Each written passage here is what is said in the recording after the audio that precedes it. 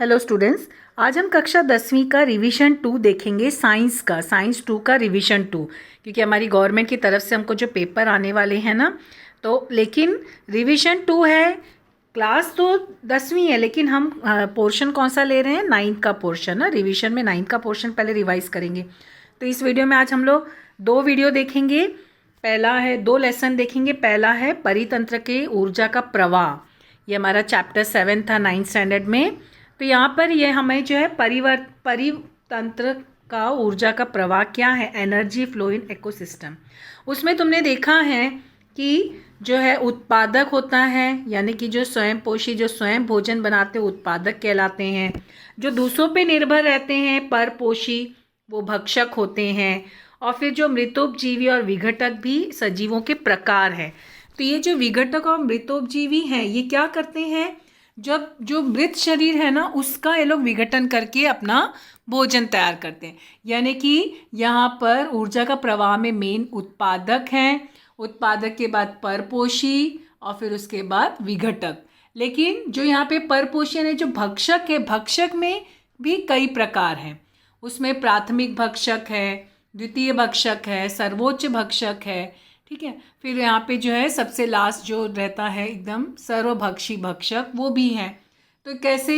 प्राथमिक भक्षक में कौन है? जो शाकाहारी, मतलब जो हरी वनस्पतियों को खाते हैं, क्योंकि हरी वनस्पतियाँ उत्पादक होती है। उत्पादक कौन होती है? जो हरी वनस्पतियाँ। हरी वनस्पतियाँ उत्पादक क्यों हैं? क्योंकि उनमें हरित लवक पाया जाता है। तो वो सूर्य की किरणों से जो है वह हरित लवक क्या करते हैं? पराबैंगनी किरणों को अवशोषित करते हैं और फिर वो अपना भोजन बनाते हैं। इसके लिए वो उत्पादक हो गए। तो हरी वनस्पतियों को जो जानवर खाते हैं वो शाकाहारी हुए, वो शाकाहारी प्राणियाँ हैं। यानी प्राथमिक भक्षक में शाकाहारी प्राणियाँ हैं, जैसे उदाहरण में टिड्डा है, गिलहरी है, हाथी है। ये सब जो है, क्योंकि ये हरी वनस्पतियों का उपयोग करते, उस पर निर्भर रहते, इसके लिए सब शाकाहारी प्राणी हैं। फिर दूसरे जो भक्षक हैं, जो शाकाहारी प्राणियों को खाते हैं, वो द्वितीय भक्षक में आए। जैसे मेढक है, उल्लू है, लोमड़ी है, ये सब शाकाहारी प्राणियों से अपना भोजन का उपयोग करते हैं। इसके लिए ये जो है द्वितीय भक्षक है। फिर सर्वोच्च भक्षक में क्या आया? जैसे शेर है, बाघ है, जो कि शाकाहारी प्राणियों को भी अपना भोजन बनाते हैं, मांसाहारी प्राणियों को भी अपना भोजन बनाते हैं। तो ये सर्वोच्च भक्षक में आए। फिर उसके बाद यहाँ पे सर्वभक्षी भक्षक जो है वो किस में आए? जैसे मनुष्य है। यहाँ पे मतलब ये सर्वभक्षी यानी मिश्राहार, यानी मिश्रण रहता है इनके इसमें। ये सभी वनस्पति भी का उपयोग करते हैं, फिर ये शाकाहारी प्राणियों का भी उपयोग करते हैं, मांसाहारी प्राणियों का भी उपयोग करते हैं। जैसे मनुष्य है, भालू है, ये देखो वनस्पति जन है। मनुष्य जो है शाकाहारी भी है, मांसाहारी भी है, दोनों प्राणी में आता है। तो ये सर्वभक्षी हो गए।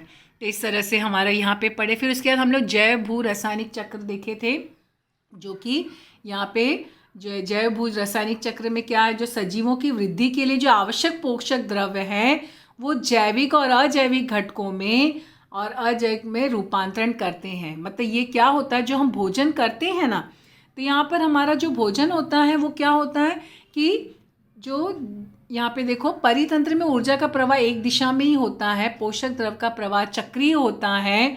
और यहाँ पे क्या होता है कि जो सजीव की वृद्धि के लिए विविध पोषक पदार्थ की आवश्यकता होती है। तो पोषक तत्वों की जो आवश्यकता होती है, विविध घटक, वो क्या है? जैव भू रासायनिक चक्र, उसको कहते हैं जैव भू रासायनिक। परितंत्र में पोषण द्रव्यों के चक्रीय प्रवाह को जैव भू रासायनिक चक्र कहते हैं। अब यहाँ पे क्या चक्र होता है? देखो, सजीवों की वृद्धि के लिए जो पोषक द्रव्य होते हैं वो अजैविक घटकों का जैविक घटकों में और जैविक घटकों का अजैविक घटकों में रूपांतरण करते हैं। तो यहाँ पे देखो, शिलावर, वातावरण, जल आवरण, ये सब जो है ये जीव आवरण के माध्यम से ये चक्र निरंतर चलता रहता है। ये प्रक्रिया जैविक, भूस्तरीय, रासायनिक पोषक द्रव्यों का चक्रीय भवन जटिल होता है और ये परितंत्र ऊर्जा वहन स्तर पर निर्भर होता है। जैव भू चक्र के प्रकार हैं। क्या प्रकार है? वायु चक्र और भू चक्र। अवसाधन चक्र भी बोलते हैं या भू चक्र भी बोलते हैं। तब ये दोनों प्रकार हैं। तो ये दोनों में देखो अंतर क्या है? वायु चक्र में क्या है और अवसाधन चक्र में क्या? वायु चक्र में क्या दिया कि प्रमुख अजैविक गैसीय पोषक द्रव्यों का संग्रह पृथ्वी के वायुमंडल में पाया जाता है। और यहाँ पर अवसाधन में क्या होता है कि अजैविक पोषक द्रव्य का संग्रह पृथ्वी के मृदा अवसाद अवसादी चट्टानों में पाया जाता है। मृदा यानी मिट्टी। तो यहाँ पर वायु चक्र में क्या हुआ, पृथ्वी के वायुमंडल में होता है और यहाँ पे पृथ्वी के मिट्टी अवसाद या चट्टानों में होता है, अवसादी चट्टानों में होता है। ये पहला इसमें अंतर है दोनों में। फिर दूसरा अंतर क्या दिया है कि यहाँ पर नाइट्रोजन, ऑक्सीजन, कार्बन डाइऑक्साइड, वाष्प, इसका समावेश होता है वायु चक्र में, क्योंकि हवा में यही सबका मिश्रण है ना। और अवसादन भूचक्र में क्या है, यहाँ पे खनिज होते हैं ना, लौह पदार्थ, कैल्शियम, फॉस्फोरस और जमीन में के अन्य घटक, जो जमीन में पाए जाते हैं वो सारे घटक, यानी जितने भी खनिज पदार्थ हैं जो जमीन पे पाए जाते हैं। तो इस तरह से ये वायु चक्र और अवसादन भूचक्र में अंतर था, ये दोनों में अंतर है। फिर यहाँ पर हम लोग देखें कि अभी ये जो भोजन जो होता है ये असल में क्या होता है, ये सब एक दूसरे पे निर्भर करते हैं ना। जैसे अभी ये हरी वनस्पतियाँ हैं, फिर यहाँ पर गिलहरी जो है, चिड़िया, ये सब क्या है, शाकाहारी प्राणी ने प्रथम भक्षक में आए। फिर उसके बाद ये सब द्वितीय भक्षक में आए, ये सब सर्वोच्च भक्षक में आए, अभी हम देखे थे ना। तो जब ये हम भोजन करते हैं, भोजन ये लोग लेते हैं, तो वो तो भोजन जाल बना, तो उससे ऊर्जा का पिरामिड तैयार होता है, ऊर्जा का पिरामिड तैयार होता है। तो जो वनस्पतियाँ होती हैं, जो उत्पादक होती हैं, इसको उत्पादक कहते हैं वनस्पतियों को। परितंत्र में सभी उत्पादक यानी वनस्पतियाँ, जो जितने भी उत्पादक होते हैं, जो हरे रंग की वनस्पतियाँ होती हैं ना, वो सब उत्पादक। देखो कुछ वनस्पतियाँ हरे नहीं होती हैं, तो अगर वो हरी वनस्पतियाँ नहीं है तो परपोषी में आई, ठीक है। जो हरी वनस्पतियाँ वही आती हैं उत्पादक में, तो इनका नाम क्या है, उत्पादक। क्यों, क्योंकि ये स्वयं भोजन बना रही हैं। तो यहाँ पर जो पोषण स्तर होता है, आहार श्रृंखला के प्रत्येक स्तर को पोषण स्तर कहते हैं। पोषण स्तर का अर्थ क्या है, अन्न प्राप्त करने का स्तर, मतलब जो अन्न हमको मिल रहा है वो हमें कैसे उसका स्तर मिल रहा है वो बताया गया।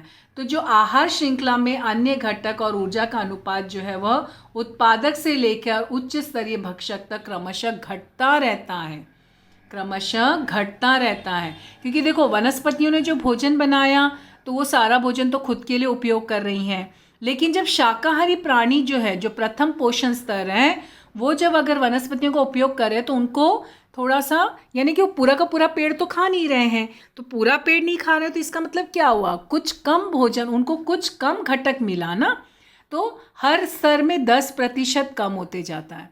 तो यहाँ पर ये जो है उत्पादक वनस्पतियों को तो पूरा भोजन मिला, फिर शाकाहारी जब इनका उपयोग करते हैं तो थोड़ा सा भोजन कम हो जाता है, फिर मांसाहारी भी तो पूरा का पूरा तो जानवर नहीं खा जाते, तो इसके लिए उनको भी जो घटक, क्योंकि जब शाकाहारी प्राणी जब भोजन करते हैं तो वो जो भोजन बनाते हैं तो अपनी वृद्धि विकास के लिए उपयोग करते हैं ना, तो सारा का सारा भोजन का तो उपयोग हुआ नहीं। तो इसके लिए जब मांसाहारी प्राणी शाकाहारियों का उपयोग करते हैं तो कुछ पोषण का कुछ स्तर उनको कम मिलता है। फिर उसके बाद जो सर्वोच्च भक्षी होते हैं तो उनको और कम मिलता है। इसके लिए सबसे मजबूत क्या होते हैं, शाकाहारी प्राणी सबसे मजबूत, क्योंकि उनको अधिक मिलता है ना पोषण स्तर। तो ये पोषण स्तर का पिरामिड, इसको कहते हैं पोषण स्तर का पिरामिड। देखो ये पिरामिड के आकार का ना, क्योंकि पोषण स्तर घटते जा रहा है, इसके लिए यहाँ पर देखो ये बड़ा है, फिर उसके बाद ये घट गया, फिर यहाँ पे घटक घटते चले गए, इसके लिए पिरामिड के जैसे बना। तो इसको कहा जाता है पोषण स्तर का पिरामिड, जिसमें सबसे पहले वनस्पतियाँ, उत्पादक, फिर शाकाहारी प्राणी जो होते हैं वो प्रथम पोषण स्तर। यहाँ पे प्रथम पोषण स्तर नाम क्यों दिया है, क्योंकि देखो यहाँ पे पोषण स्तर लिखा हुआ ना, इसलिए। फिर यहाँ पे क्या आएगा, द्वितीय पोषण स्तर, क्योंकि देखो ये पिरामिड पोषण स्तर का, इसके लिए यहाँ पे भक्षक शब्द का यूज़ नहीं करना। कैसे लिखोगे, उत्पादक, प्रथम पोषण स्तर, फिर मांसाहारी किस में आए, द्वितीय पोषण स्तर, और सर्वभक्षी किस में है, तृतीय पोषण स्तर में। तो ये सब जो है ऊर्जा का पिरामिड है। यहाँ पे ये जो ऊर्जा का पिरामिड है ये किसने इसके बारे में बताया था, ये वैज्ञानिक जो है 1942 में लिंडमन नामक वैज्ञानिक ने यहाँ पर आहार श्रृंखला और ऊर्जा वहन पे अभ्यास किया, और उन्होंने ये जो है पिरामिड की जानकारी दी कि हर एक पोषण स्तर को जो है कुछ कम प्राप्त होता है। तो उन्होंने ये संकल्पना सर्वप्रथम जो है चार्ल्स एल्टन नामक ब्रिटिश वैज्ञानिक 1927 में ब्रिटेन में स्थित बियर द्वीपों के टुंड्रा परितंत्र में अध्ययन स्पष्ट किया, और इसी कारण पिरामिड को एल्टिनियन पिरामिड भी कहा जाता है, क्योंकि ये यहाँ पर वैज्ञानिक के नाम पे भी जो है, क्योंकि उन्होंने टुंड्रा प्रदेश में ये खोज की थी ना, तो इसके लिए उसको एल्टोनियन पिरामिड भी कहते हैं। वैसे ये एक्चुअली ऊर्जा का पिरामिड ही यूज़ करना शब्द। ये पिरामिड का पोषण स्तर था। फिर उसके बाद हमारा लेसन था सजीवों की जीवन प्रक्रियाएं। सजीवों की जीवन प्रक्रियाओं में कुछ हम लोग जो है देख चुके हैं, पाचन, श्वसन, जो हमारा रिवीजन 1 में था। अभी हम जो देखेंगे वो परिवहन है। जैसे यहाँ पे वनस्पतियाँ हैं, तो वनस्पतियों में कैसे हलचल होती है। यहाँ पे कुछ वनस्पतियाँ दी गई हैं। देखो ये छुई मुई का पौधा है। छुई मुई का पौधा देखे होगे तुम लोग, जैसे जैसे उसके पत्तियों को टच करो ना तो उसकी पत्तियाँ सब मुरझा जाती हैं। ये छुई मुई का पौधा है। फिर यहाँ पे वीनस फ्लैट्रप है। ये जो है पक्षी कैसे खुला रहता है, जैसे ही कोई पंछी इतना आकर्षित होता है ना तो पंछी उसमें आते हैं, और जैसे ही आते तो वो अपना पंखुड़ी ये बंद कर देता है और पंछियों को ये भक्षक होता है। फिर यहाँ पे कमल है। कमल के पौधे भी सब देखे ही हैं, पानी में रहता है। फिर ये गुल मेहंदी है। तो इस तरह से ये सब पौधे हैं, इनकी अलग अलग हलचल होती, कैसे होती है वो हम लोग अभी देखेंगे। उसमें परिवहन कैसे होता है। तो छुई मुई का पौधा, ये जो है कौन सा है, छुई मुई का पौधा। तो यहाँ पे देखो क्या किया गया है कि जैसे यहाँ पे जब निरीक्षण करते हैं तो पता चलता है कि जो छुई मुई का पौधा है, ये जो है छुई मुई का पौधा है, वनस्पतियों में जैसे स्पर्श करते हैं तो क्या होता है कि वो दूसरी, मतलब उस जहाँ स्पर्श किए ना उसके अतिरिक्त दूसरी जगह पे भी गति होती है, और इससे वह जो है हम अनुमान लगा सकते हैं कि वनस्पतियों में जानकारी एक स्थान से दूसरे स्थान तक प्रसारित की जा सकती है। जहाँ पे तुम टच करोगे, जैसे स्पर्श करोगे तो पत्तियाँ वहाँ पे क्या होती हैं, थोड़ी देर में मुरझा, बाद में खिल जाती हैं, लेकिन वहाँ उसकी वृद्धि रुक जाती है और उसकी वृद्धि दूसरे जगह से शुरू हो जाती है। ये उसमें जो है परिवर्तन, वनस्पतियों में जानकारी एक स्थान से दूसरे स्थान तक प्रसारित की जाती है। एक स्थान से दूसरे स्थान तक पहुंचने के लिए वनस्पतियों में रासायनिक आदेश का उपयोग करते हैं, और यहाँ पे गतिविधि के दौरान जो है वो अपने आकार पानी की मात्रा में परिवर्तन करके बदलती है। उसका जो आकार होता है ना, वो जब परिवहन होता है वनस्पति कोशिका की गतिविधि के दौरान, वो जो आकार है वो पानी की मात्रा के इसमें परिवर्तन करती है। तो जो विशिष्ट गतिविधियाँ होती हैं, ये जो छुई मुई का पौधा होता है, विशिष्ट गतिविधियों द्वारा उसकी वृद्धि नहीं होती, क्योंकि जैसे हमने टच कर दिया तो मैं भी बताई ना, जब वहाँ पे टच करते तो वहाँ से उसकी वृद्धि बंद हो जाती है और दूसरी जगह से होने लगती है। तो विशिष्ट गतिविधियों के द्वारा वनस्पति की वृद्धि नहीं होती, तो ऐसी गतिविधि को वृद्धि असंलग्न गति कहते हैं। क्या कहते हैं? ये गतिविधि को वृद्धि असंलग्न गति कहते हैं। तो यहाँ पर इस तरह से ऐसे आसपास और भी जो है परिवर्तन स्वरूप जो संप्रेरक वनस्पतियों के विविध प्रकार की गतिविधि का निर्माण करते हैं। जो वनस्पतियाँ होती हैं ना, उसमें कई प्रकार के संप्रेरक होते हैं जो गतिविधि का निर्माण करती हैं। तो यहाँ पे संप्रेरक यानी हार्मोन्स होता है, ठीक है। फिर उसके बाद यहाँ पे जो है ये देखो, जो दूसरा था ना वीनस फ्लैट्रप, ये जो वनस्पति क्या होता है, कीटक को फंसाने के लिए फूल जैसा दिखता है, और फिर मैं अभी बताई ना अट्रैक्टिव करता है, तो एक पिंजरा जैसे होता है, तो कीटक उस पर बैठते हैं और फिर वो बंद हो जाता है और फिर वो कीटक का पाचन कर लिया जाता है। कमल का फूल जो है देखिए, सुबह को निशिगंधा का फूल रात में खिलता है, कमल का फूल दिन में खिलता है। निशिगंधा ने रात रानी जो होती है। फिर कीटक के स्पर्श होते ही यहाँ पे ड्रोसेरा, ये कीटभक्षी वनस्पति, पत्ते के तंतु अंदर की तरफ मुड़ जाते हैं और कीटक को चारों ओर से घेर लेते हैं। गुल मेहंदी है, ये वनस्पति में योग्य समय पर अपने फल आते हैं और बीज भी सर्वत्र फैल जाते हैं।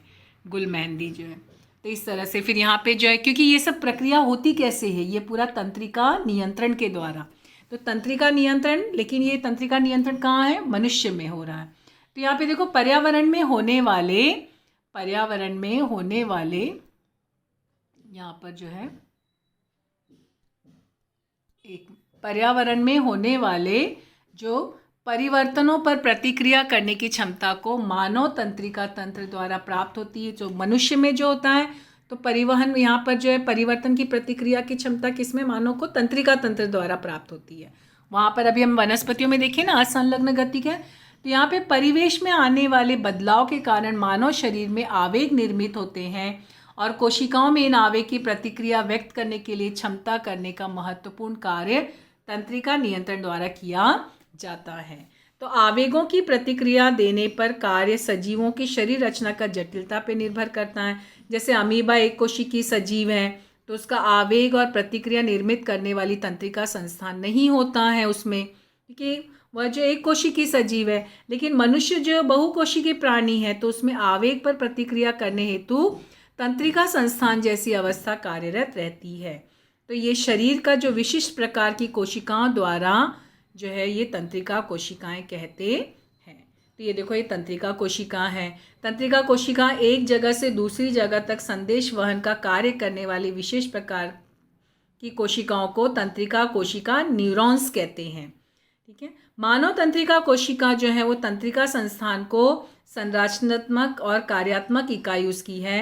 मानवीय तंत्रिका कोशिका की लंबाई जो है कुछ मीटर तक होती है और फिर उसके बाद विद्युत रासायनिक आवेग का निर्माण करने पर, जब उसमें विद्युत रासायनिक आवेग का निर्माण होता है और उसका संवहन करने की क्षमता बढ़ती है, तो कोशिका को आधार देना और उसके कार्य में मदद करने के लिए तंत्रिका जो है श्लेष्म कहते हैं। तंत्रिका कोशिका और तंत्रिका श्लेष्म की सहायता से तंत्रिकाएं बनती हैं। तो यहाँ पे देखो, ये तंत्रिका कोशिका है, ये उसकी आकृति है इस तरह से। यहाँ पर ये तंत्रिका कोशिका क्या। फिर यहाँ पर तंत्रिका कोशिका के प्रकार हैं। तंत्रिका कोशिका के कौन कौन से प्रकार हैं, ध्यान देना कि कैसे शब्द का क्या यूज है। तंत्रिका कोशिकाओं के प्रकार, तो तंत्रिका कोशिकाओं के प्रकार कार्य के आधार पर उनका वर्गीकरण इसमें किया है। संवेदी तंत्रिका कोशिकाएं, प्रेरक तंत्रिका कोशिकाएं और सहयोगी तंत्रिका कोशिकाएं। संवेदी तंत्रिका कोशिकाएं, प्रेरक तंत्रिका कोशिकाएं और सहयोगी तंत्रिका कोशिकाएं। ये क्या है, तंत्रिका कोशिकाओं के प्रकार हैं। ठीक है, फिर उसके बाद है मानवीय तंत्रिका तंत्र। फिर आया मानवीय तंत्रिका तंत्र। मानवीय तंत्रिका तंत्र को भी 3 भागों में विभाजित किया जाता है। मध्यवर्ती तंत्रिका तंत्र, परिधीय तंत्रिका तंत्र और स्वयं निर्देशक तंत्रिका तंत्र। ध्यान देना, शब्द पे सब ध्यान देना। क्या दिया यहाँ पे, तंत्रिका कोशिका के प्रकार। तो ये 3 तंत्रिका कोशिका के प्रकार हैं और ये 3 मानवीय तंत्रिका तंत्र के प्रकार हैं। ये सब ध्यान से। हम फिर मानवीय तंत्रिका तंत्र में तुमने देखा ना, 3 है, मध्यवर्ती, परिधि और स्वयं निर्देशक। इसमें जो मध्यवर्ती तंत्रिका तंत्र है ये किससे बना होता है, मध्यवर्ती तंत्रिका तंत्र मस्तिष्क और मेरुरज्जु से बना होता है। किससे बना होता है, मस्तिष्क और मेरुरज्जु। जो सेंट्रल नर्वस सिस्टम होता है, CNS सेंट्रल नर्वस सिस्टम, केंद्रीय तंत्रिका तंत्र, ये किससे बना है, मस्तिष्क और मेरुरज्जु से बना होता है। मस्तिष्क की रचना यहाँ पे मृदु परंतु उतनी विकसित होती है। मस्तिष्का तंत्र संस्थान का प्रमुख नियंत्रण करने वाला अंग है। यहाँ पर कोटर यानी खोपड़ी में संरक्षित होता है और मेरुरज्जु जो होता है वो कशेरुदंड रीढ़ की हड्डी से उसको संरक्षण मिलता है, क्योंकि ये सब बहुत ही नाजुक होते हैं ना। तो इनको जो है मस्तिष्क को जो है कपाल खोपड़ी के से संरक्षण मिलता है और मेरुरज्जु को रीढ़ की हड्डी से। तो केंद्रीय तंत्रिका तंत्र के अस्थि और मृदु ऊतक के बीच खोखली जगह जो है मस्तिष्काश होते हैं। मस्तिष्क के विभिन्न भागों में गुहाओं को मस्तिष्क का विवर कहते हैं। विवर यानी यहाँ पे गुफा।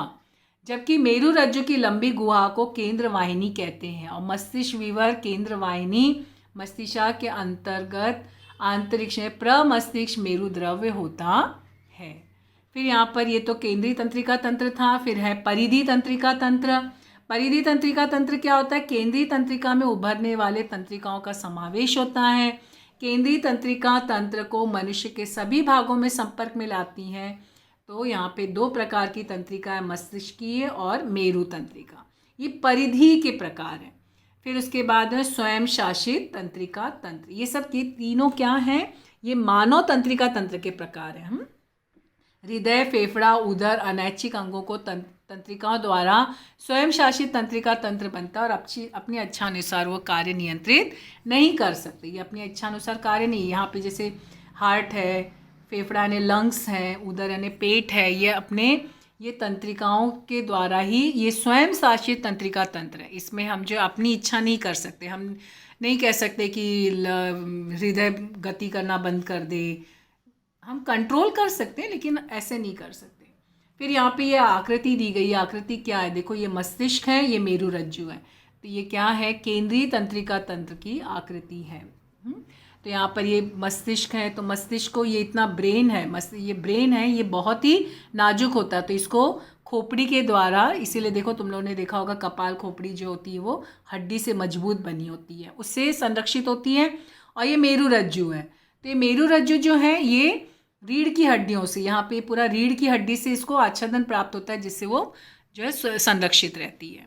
फिर यहाँ पर देखो, यहाँ पर ये जो है वो मस्तिष्क और मेरुरज्जु में प्रमस्तिष्क है, अनुमस्तिष्क है, मस्तिका पुष्ठ है और मेरुरज्जु, इनके कार्य क्या है।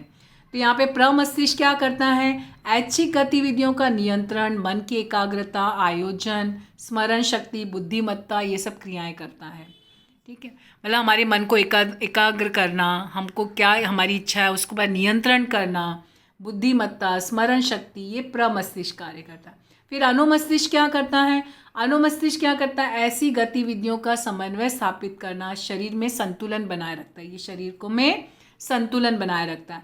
फिर मस्तिष्कापुंज क्या करता है, लंबी नाड़ी, हृदय गति, रक्त प्रवाह, छींकना, खांसना, लार निर्मित करना, ये सब पर नियंत्रण करता है।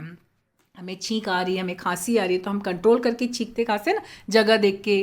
फिर उसके बाद हमारा जो लार निर्मित होती है, हृदय की गति, वो सब जो है यहाँ पर इस पर नियंत्रण करता है। फिर मेरुरज्जु क्या कार्य करता है, मेरुरज्जु का कार्य क्या है, पहला त्वचा, कान जैसे जो संवेदी अंग है उसको मस्तिष्क की ओर आवेगों का संवहन करता है। फिर मस्तिष्क मांसपेशियों और ग्रंथियों की ओर आवेगों का संवहन करता है, और यहाँ पे जो प्रतिवर्ती क्रिया है उस पर भी वह कार्य करता है। तो इस तरह से ये मेरुरज्जु का कार्य है। तो यहाँ पर जो है ये हम लोग पढ़े हैं, लेकिन अभी हमारे शरीर में कुछ अंतःस्रावी ग्रंथियाँ भी होती हैं जो कि जिनके स्राव होते रहते हैं और वो बहुत ही महत्वपूर्ण कार्य भी करते हैं, और उनमें कुछ संप्रेरक, उनके कुछ हार्मोन्स होते हैं उसमें, तो वो हार्मोन्स के अनुसार वो उसका कार्य करते हैं। जैसे पहला है यहाँ पे अधश चेतक, ये जो है कहाँ पर होता है, मस्तिष्क के प्रमस्तिष्क के नीचे पीयूषिका ग्रंथि के ऊपर होता है, और इसमें कौन सा संप्रेरक, पीयूषिका के स्राव निर्माण में करने वाली कोशिकाओं को नियंत्रित करने का स्राव तैयार करता है। पीयूषिका ग्रंथि का ये नियंत्रण करता है, ये उसका कार्य है।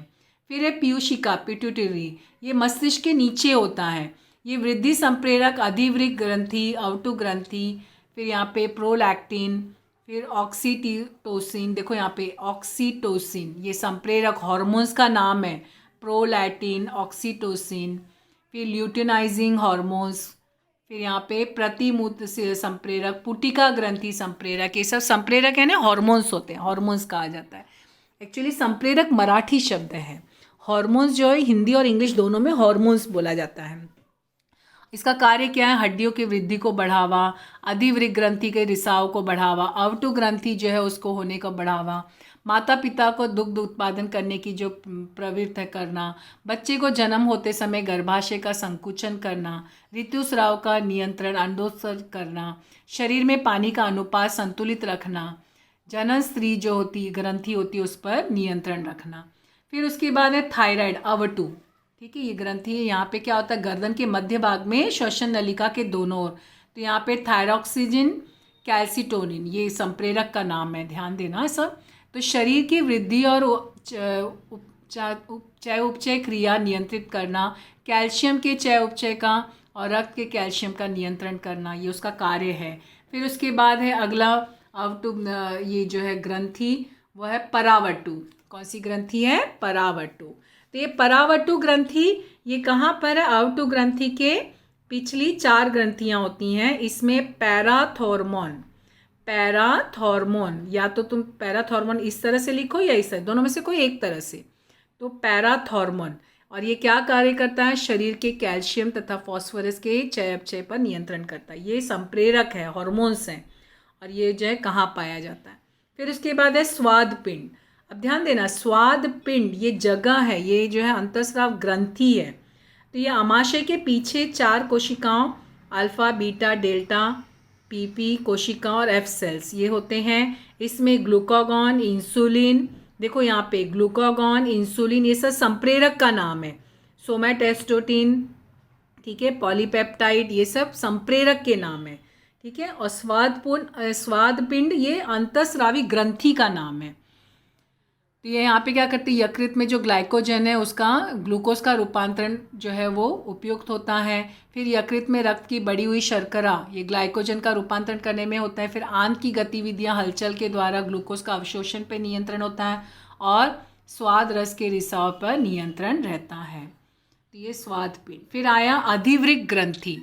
अधिवृक्क ग्रंथि, तो ये अधिवृक्क ग्रंथि क्या है, दोनों वृक्क के ऊपरी ओर के भागों में होता है। फिर एड्रेलिन, नॉरेड्रेलिन और कार्टिकोस्टेरॉइड ये सब हॉर्मोन्स हैं, संप्रेरक हैं। फिर आपातकालीन परिस्थिति में ये जो है भावुक प्रसंगों का व्यवहार नियंत्रण करना, हृदय और संवहन संस्थान में ये जो है चयापचय की क्रियाओं में उत्तेजन देना, सोडियम और पोटेशियम का संतुलन और चयापचय की क्रिया को उत्तेजन देना। फिर है अंडाशय। फिर यहाँ पर अंतःस्रावी ग्रंथि अंडाशय स्त्रियों के गर्भाशय के दोनों ओर होता है और इसमें कौन सा संप्रेरक होता है, ईस्ट्रोजन और प्रोजेस्टेरॉन, ये दोनों नाम है। ये अंडाशय में दोनों हार्मोन्स होते हैं, ईस्ट्रोजन और प्रोजेस्टेरॉन। ये स्त्री के गर्भाशय के अंतःस्तर की वृद्धि और स्त्री के द्वितीय लैंगिक गुणों का विकास करता है और यहाँ पे अंतःस्तर में गर्भाधारण के लिए गर्भधारण तैयार करना और उसके लिए मदद करना। फिर है वृषण। वृषण जो वृषण कोश में टेस्टोस्टेरोन यहाँ पे संप्रेरक है और यहाँ पर जो है थाइमस ग्रंथि ये हृदय के पास होता है, वक्ष के पंजर में जो थाइमोसिन होता है। तो यहाँ पर जो है ये इसमें वृषण में क्या होता है, पुरुष के जो है ये लैंगिक लक्षणों का विकास, दाढ़ी मूंछ आना, आवाज़ का कर्कश होना। फिर यहाँ पे थाइमस ग्रंथि में थाइमोसिन संप्रेरक है, ये प्रतिरक्षा क्षमता की निर्मित करने वाली कोशिकाओं पे नियंत्रण होता है। तो ये सब अंतःस्रावी ग्रंथियाँ हैं और ये सब उनके नाम हैं ग्रंथियों के, ये सब नाम हैं और ये उसके संप्रेरक हॉर्मोन्स हैं उसके। फिर यहाँ पर जो सब में अंतःस्रावी ग्रंथियाँ हैं, ये सारी अंतःस्रावी ग्रंथियाँ जो होती है संप्रेरक शरीर के रासायनिक पदार्थ द्वारा ये जो इसका नियंत्रण होता है, रासायनिक पदार्थ संप्रेरक का स्राव अंतःस्रावी ग्रंथियों से होता है। इन ग्रंथियों को नलिका विहीन ग्रंथि के नाम से भी जाना जाता है। जो अंतःस्रावी ग्रंथियां हैं, ये जो अंतःस्रावी ग्रंथियां, इसको दूसरा नाम क्या है, नलिका विहीन ग्रंथि। क्यों कहते हैं नलिका विहीन ग्रंथि, क्योंकि इन ग्रंथियों के पास उनके स्राव का संग्रह करने या उसका वहन करने के लिए किसी भी प्रकार की नलिकाएं नहीं होती हैं। इसी कारण संप्रेरक बनने के तुरंत बाद रक्त में मिश्रित हो जाती हैं, तो इसलिए उसे जो है नलिका विहीन ग्रंथि कहा जाता है। ये जो अंतःस्रावी ग्रंथियाँ होती हैं ये शरीर में निर्धारित स्थान पर होती हैं। संप्रेरक शरीर के सभी भागों में रक्त द्वारा पहुँचाए जाते हैं। ठीक है, तो अंतःस्रावी ग्रंथियों का दूसरा नाम क्या है, नलिका विहीन ग्रंथि। क्यों, क्योंकि इन ग्रंथियों के पास उनके स्राव का संग्रह करने या वहन करने के लिए किसी भी प्रकार की नलिकाएं नहीं होती हैं, इसीलिए उसे नलिका विहीन ग्रंथि कहते हैं। तो इस तरह से फिर यहाँ पे जो अंतःस्रावी ग्रंथियाँ होती हैं ये नियंत्रण और समन्वय के लिए अपना उत्तरदायित्व पूर्ण करती हैं। ये शरीर का नियंत्रण और समन्वय, तंत्रिका तंत्र के साथ नियंत्रण और समन्वय का उत्तरदायित्व करती हैं। शरीर की विभिन्न क्रियाओं का नियंत्रण करती हैं। एकात्मीकरण करने का कार्य ये जो एक दूसरे के सहयोग से करते हैं। तो इस तरह से ये अंतःस्रावी ग्रंथियों के बारे में था। तो ये हमारा रिवीजन 2 जो है वो आज कंप्लीट होता है। Thank you.